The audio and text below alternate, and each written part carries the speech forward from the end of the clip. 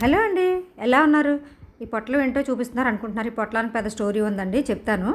బాగా పెంకు పురుగులు కానీ తెల్ల పురుగులు కానీ పట్టేసిన బియ్యం ఉంటాయి కదండి, వాటిలో ఈ పొట్లం పెట్టారంటే అన్నీ కూడా ఒక 1 వీక్లో అసలు అన్నీ కూడా ఎక్కడికి పారిపోతాయి కూడా తెలియకుండా పారిపోతాయండి. చూడండి అలా పురుగులు ఎలా ఉన్నాయో చూసారా?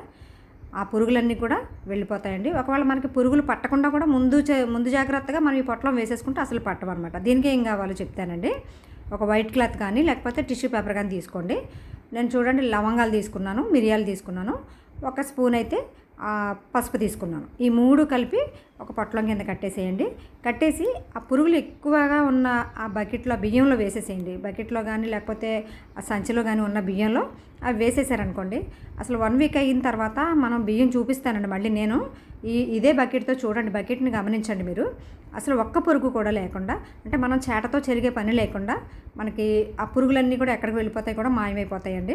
ఈ చిట్కా మీకు ఉపయోగపడుతుంది అనుకుంటున్నాను. ఎందుకంటే గృహిణులుగా ఉన్న మనము ఆ బియ్యం చెరిగి హరిబరిగా వంట చేసేటప్పుడు చెరిగి చాలా టైం వేస్ట్ చేస్తూ ఉంటాము. కానీ ఇది ఒక్క చిట్కా అయితే సరిపోతుందండి. బియ్యం మనం బస్తా తీసిన ముందే ఇది వేసేసుకుంటే ఇంక అసలు పురుగు అనేది దరిచేరదనమాట. ఈ వీడియో నచ్చితే చిన్న లైక్ చేయండి, నా ఛానల్ సబ్స్క్రైబ్ చేసి పెట్టండి కొంచెం. Thank you so much.